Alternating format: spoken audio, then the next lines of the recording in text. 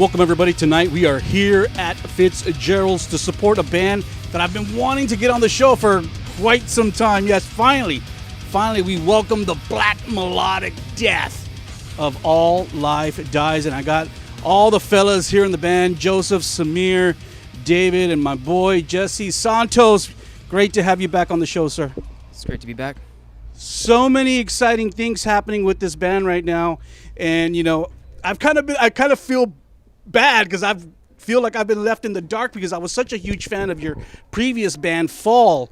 And I remember you telling me, Rob, I think we're going to change the name just because it's not really working for us, kind of logistically. And then I heard All Life Dies, and I'm like, this isn't just kind of like a name change. It's kind of like a whole new thing. So I think that's kind of where some fans and people got confused. Right, yeah. It happened after COVID struck and stuff, like a lot of isolation. I was living in Alice by myself at the time, and I just started writing because I got my own recording rig and stuff. And the first iterations of Ghost Dust came about, and I wanted to make something of that. And Fall wasn't really doing anything at the time, and I felt like giving it like a name change and a style change. And yeah, and All Life Dies is the result of that. All Life Dies is definitely darker, definitely moodier, and really kind of just all around heavier. But still, I hear elements of Jessie Santos in there, the things that you used to do in Fall, like the acapella vocals and all the soft guitars and stuff like that. So I really love that. And then you'll just kind of bust out into some really heaviness, some black metal stuff. So share a little bit with the people out there who have not yet gotten the Ghost EP, Ghost Dust EP outside of our city and state. Tell them a little bit about the vibe that they can find. It's definitely darker and heavier than the Fall stuff. It's more to the point as far as stuyle.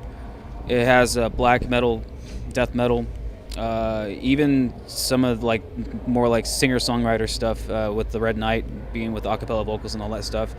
Kind of more focused than Fall used to be. So that's what new listeners could expect. Did and I'll get a little personal here. Did the pandemic and maybe a lot of the trials and tribulations that I think we've all been kind of experiencing the past couple of years kind of lend towards going into that darker kind of side of things in your life? Absolutely, yes. Because actually, the day it was declared a pandemic, Fall had two shows booked, two big shows that were I had worked months up to them happening, and I had to cancel them because of that. So I was just in a sad place, at the time, and yeah, the All Life Dies music was a result of that. Hope you had some good whiskey around. Yeah, absolutely, yeah. And then I saw the live recording that you did at, with Noise Studio or Noise Factory. Noise Factory. And I saw David in there, and it was just kind of you. So I'm like, okay, obviously you need a drummer to perform. So obviously David Sanchez of Nahaya was the first component of you putting together later what I will call the super group. But David kind of was the first part of that. Yes, it was just the two of us at the time. And we did have our other David still in the band, but he couldn't. Guitarist. Yeah. But he couldn't make that Noise Factory session, so it was just us two, and it just, it felt. Still killed it. Yeah. I think you still killed it. Very good. So Dave, how did you kind of feel? I mean, Jessie to me is a very special talent, so I can imagine how you felt when he came knocking on the door and say, "Hey man, you want to jam with me on this heavy stuff?" Yeah, as soon as Jessie came to me, it was natural. Just we came together and we just rocked out. It was no awkwardness or anything like that. Just right off the cuff.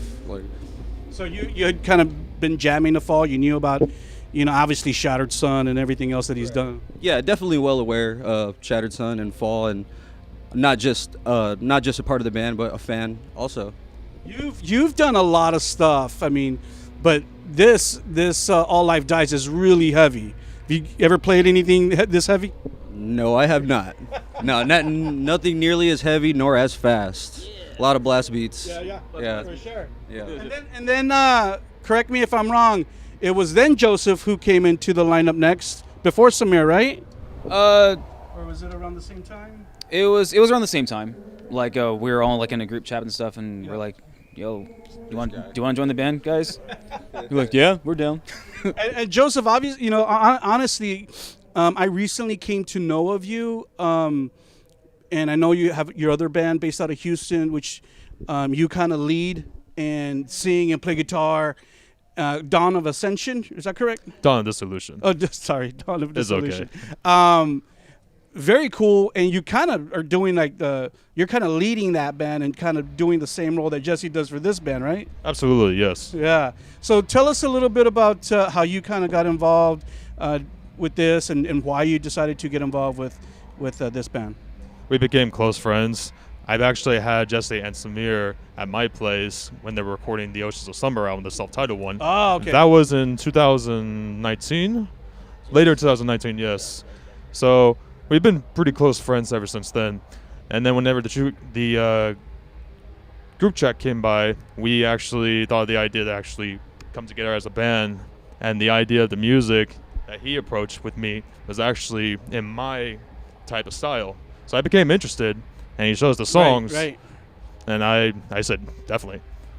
Dude, I think you're such a great addition, and I can see why Jessie wanted you to be a part of it, because not only from what I've seen, you're a great guitar player, but the vocal kind of attack that you also bring to this band is kind of, to have both of those things in one guy is a big attribute and a good thing. Yeah. So Yes. yeah, that's killer, man. And then Semir. So when David stepped out, and then like Semir was the go-to guy. Absolutely, yeah. He is. Can't say no to Semir, man. That's our Semir. That's our Our Semir. So Semir, you kind of jumped in pretty quick too, right? You didn't hesitate at all. Oh, I And know. then it was kind of easy because you know Jessie, because both of you guys are Notions of Slumber, and so. Yeah, the funny thing is every time we hang out, like at different times, we already are a band. Like when we're hanging out without even knowing, because we're already playing all these instruments. And we always make fun, why don't we have the same band anyway? And then just like the next thing, he just texts me and said, you want to be in the band? Yeah. And then he jumped in the band. And David and I always jump in the band. Yeah, it all makes sense. Yeah, same schedules too. Yeah. Yeah. It works out logistically and personally and musically. So beautiful thing, guys. Now let's talk about the Ghost Dust EP. It came out last summer. Is that correct? Last summer? Yeah, late summer. Yeah. So 3 tracks, very heavy stuff, but also, like I said before, really kind of the characteristics of what we kind of love Jessie Santos for in that music. And we're going to talk a little bit more, in a little bit about new music, but I want to give the Ghost Dust EP its props because it's obviously helping get the name out there. I've read a lot of great reviews about it, so it's getting some good pub. Yeah, absolutely. It kind of just came together, and the goal before like I made the EP a thing was just to write until I found like the right songs to like make it into one thing, and those 3 songs in there were those things, and yeah, it came together nicely. What's the story or the theme behind Ghost Dust? It's like a sad ghost story. A sad ghost story. Very sad. Trying to reach the loved one that they lost, and Yeah. not knowing that they're like dead, Yeah. type thing. You know. Very existential. Yeah, definitely. It's hard to go in depth without whiskey, but yeah. Sure. Too bad we're not in the home studio tonight. Yeah, I know. Shit, we would have been having a lot of fun. But it sounds great on the stereo too. And then I came to find out that Mark Lewis had kind of mixed this. Is Mark Lewis still at Audio Hammer? No, he has his own studio over in Nashville. Oh, okay. He left Audio Hammer like a few years after. Oh, okay. He did. I think it was right after he did the Evolution of Anger Shattered Sun album. Actually, he moved to Nashville and made his own studio.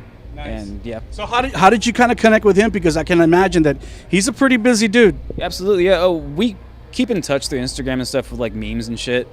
And I asked him if he had free time to like mix and master the Ghost Dust EP, and he said, yeah, I could squeeze it in because it was only like 12 minutes of music, and he was able to squeeze it in for like a month. He was like just picking at it.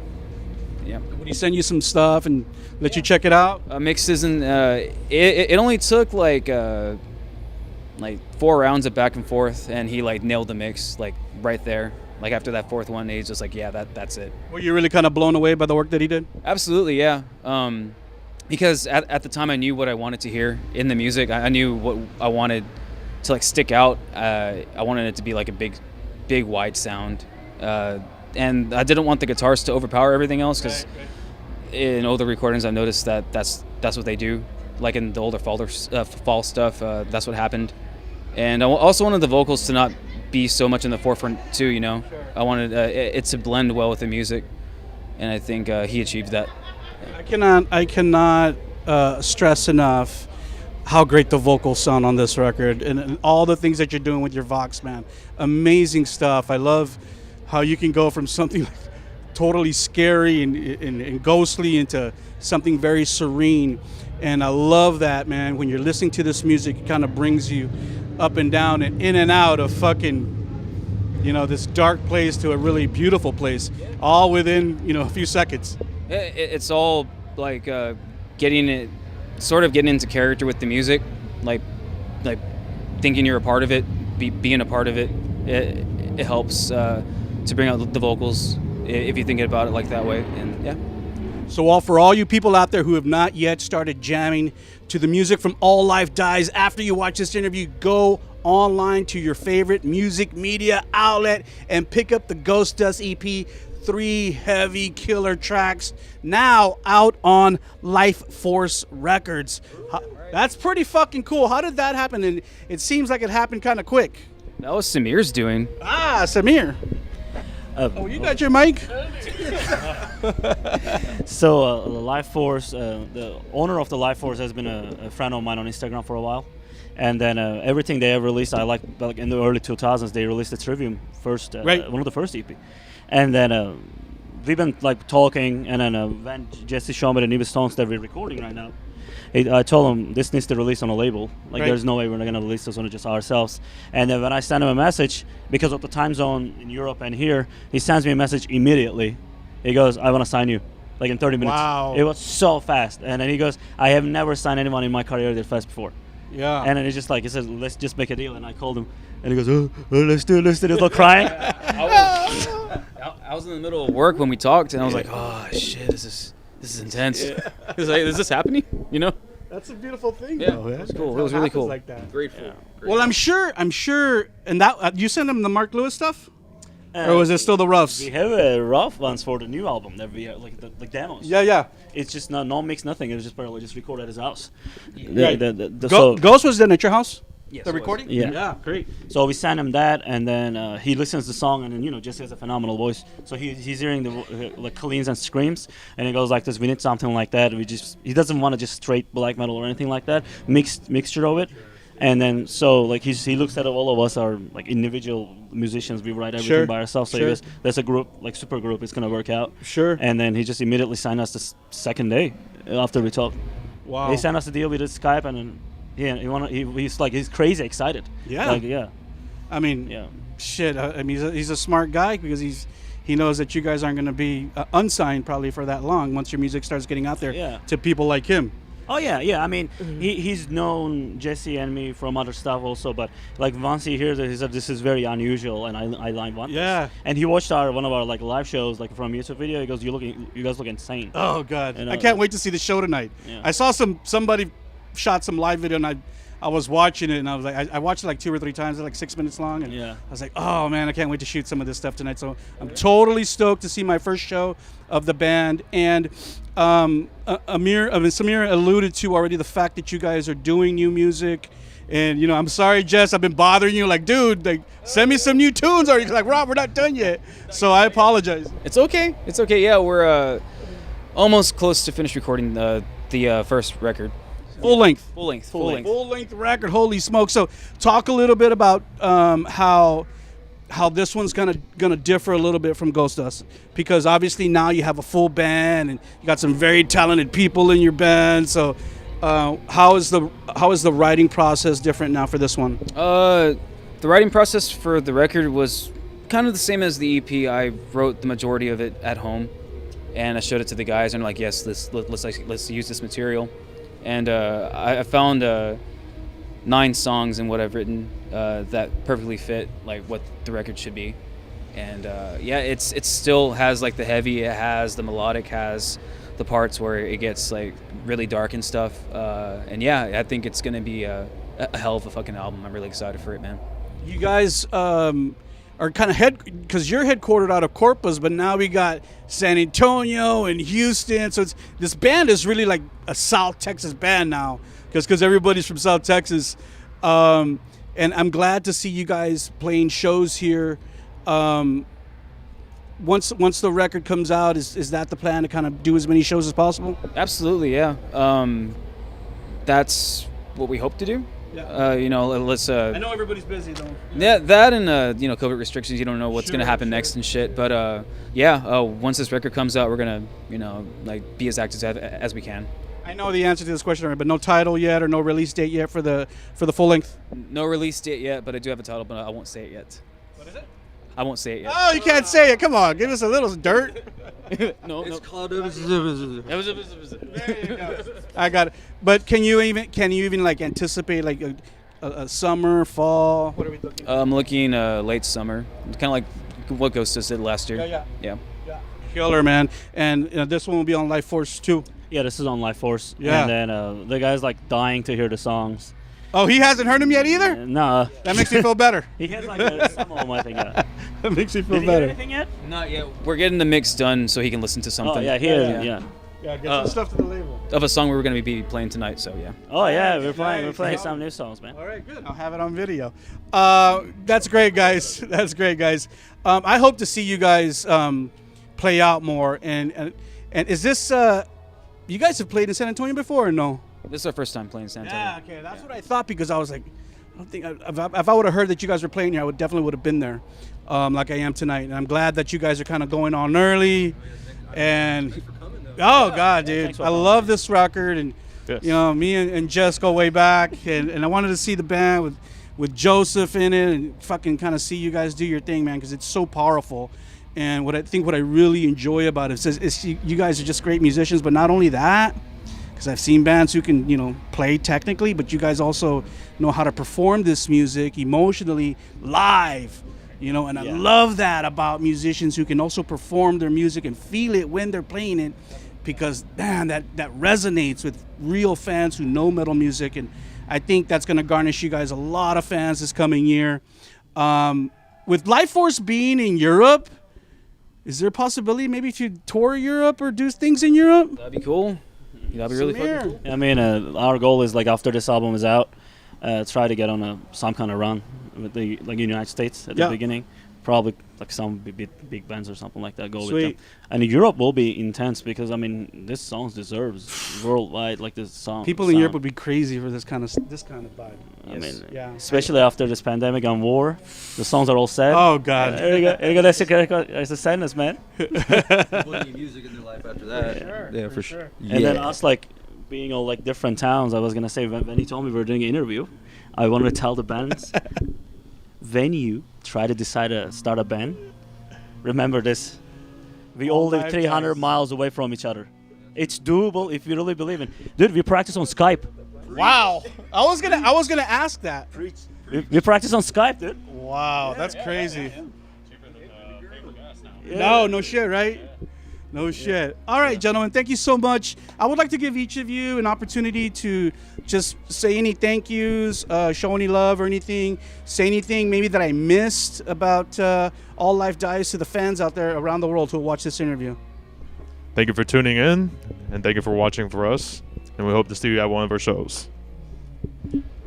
Thank you guys for your support. And then I don't think anyone is ready. You know, like we always say these things, no one is ready and all that stuff. But like this album is very, very emotional, especially for Jesse's. And then we are not only close friends, but we're so proud of playing the music that he creates. It's a gorgeous music. Just get ready for this. It's gonna be beautiful. Yeah. Be sure to check us out on socials, listen to us on Spotify, and thank you from the bottom of my heart for supporting the band. Yeah, love you. Black dark heart. Yes. Thank you, everyone. Appreciate y'all. Everyone that supports us. Everyone that supports me. Shout out Rob. All Life Dies forever. Thank you. Yeah, yeah. Is there okay? Are there any hard copies of the Ghost Dust EP tonight? We'll be selling. Okay, I want a hard copy. I'm gonna buy one, and I definitely want that in my archive. Remember, everyone, the band is called All Life Dies. Their brand new EP is already out there on the street. Look for new music from the band later this year. You saw them only on Rob's MetalWorks.